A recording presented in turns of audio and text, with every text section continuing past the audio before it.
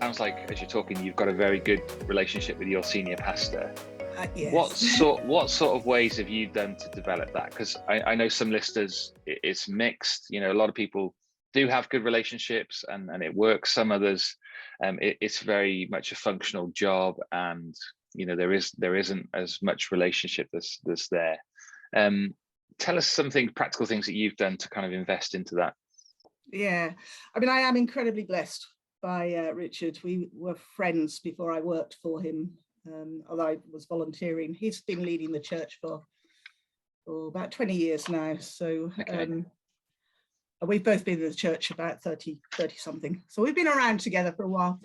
I think a key thing for us has been complete authenticity, which means that we've had some rather difficult conversations at times.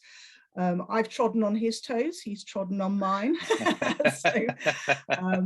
But we've always aired it rather than keeping it quiet. And sometimes, you know, we've both had to apologize at times. But just, I think again, there's just that acknowledgement that we're both here to serve God.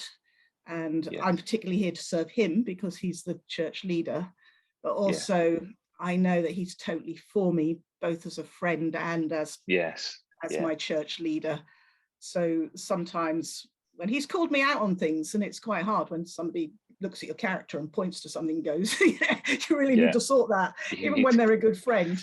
It's just that reminding of myself of actually this guy is so for me.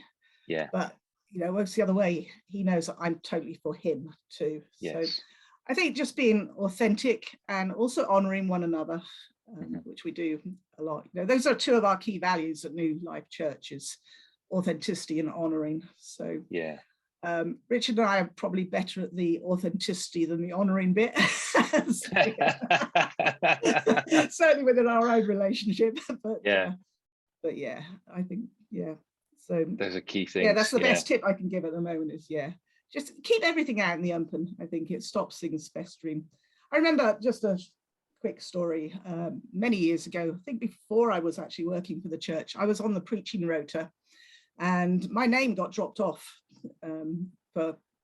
as far as I was concerned, I got dropped off for not a good reason. But in my head, I built up a lovely story that was really negative. And eventually my husband was like, you need to go and talk to Richard, which I did. At which point he was like, oh my goodness, it was just an admin error. I'm really, really sorry. And so, you know, I could have easily blown it even further to, well, you know, I'm not valued, I'm not this. And so, I think one of the things the enemy loves to do is muddle communication and get in there with a story that is just not the truth. You know, he's called the father of lies for a reason. But the minute you bring it out into the open and the light, his power goes. And so keep talking, be honest, but also be honoring.